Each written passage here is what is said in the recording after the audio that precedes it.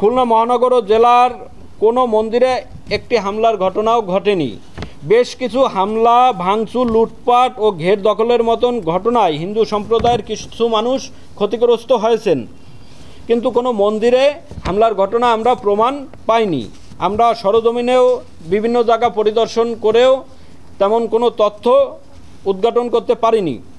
বেশ কিছু হামলা, ভাঙচুর, লুটপাট ও ঘের দখলের মতো ঘটনায় হিন্দু মানুষ ক্ষতিগ্রস্ত নানাভাবে হয়েছেন। তবে সে সব হামলায় হিন্দু সম্প্রদায়ের মানুষ হওয়ার কারণে হয়নি।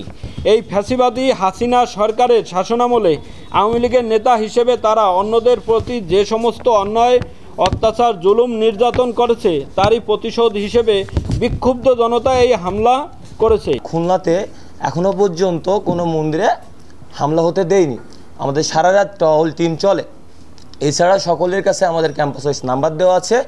আমাদের হটলাইনে নাম্বার দিলে আমরা তৎক্ষণাৎ কম করে 20টার মতো বাইক চলে যায়।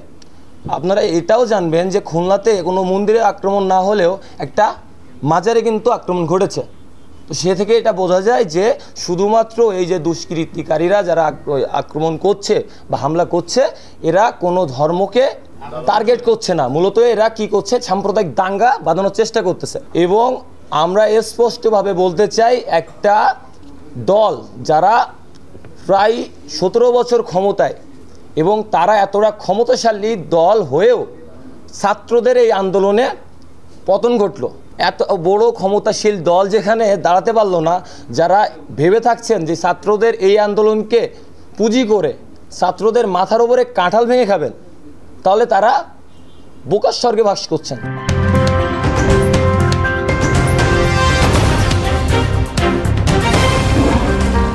Voice of Tiger.